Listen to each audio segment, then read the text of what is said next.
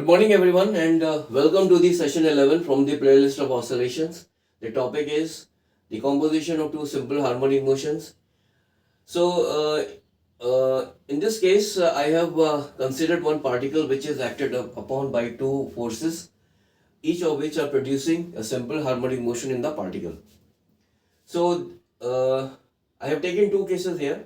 In the first case, when the two simple harmonic motions are in the same direction and having the same time period.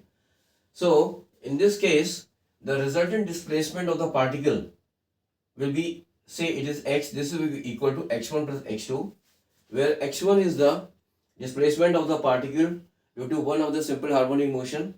That is, x1 here is equal to a1 sin omega t, where a1 is the amplitude of the simple harmonic motion, and there is another simple harmonic motion whose displacement is given by x2 is equal to a2 sin omega t plus phi, where phi is the initial phase angle. So, the resultant displacement of the particle will be given by x1 plus x2. So, this will be equal to a1 sin omega t plus a2 sin omega t plus phi. And if I solve this equation, which will be involving a few steps before arriving at this resultant amplitude, which is depicted here as r, which is equal to under root of a1 square plus a2 square plus 2 times a1 a2 cos phi. So I have omitted those few steps in order to limit the duration of this session. So the resultant amplitude will be equal to the resultant amplitude of the particle which is undergoing simple harmonic motion due to the two simple harmonic motions which are in the same direction and having the same time period. This is equal to under root of a1 square plus a2 square plus 2 a1 a2 cos phi.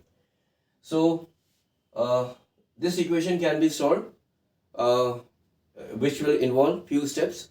So I have simply omitted those few steps in order to save the time for this session.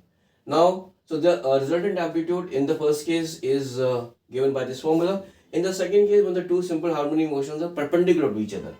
So in that case, the resultant simple harmonic motion will be given by this equation, that is x1 square plus divided by a1 square plus x2 square divided by a2 square minus 2 times x1 x2 cos phi divided by a1 a2, and this is equal to sin square phi. So with the help of this equation, we can discuss a number of special cases, that is when phi is equal to 0, when phi is equal to pi, or when phi is equal to pi by 2. So in that case, we can find the relation of between x1 and x2 in terms of a1 and a2.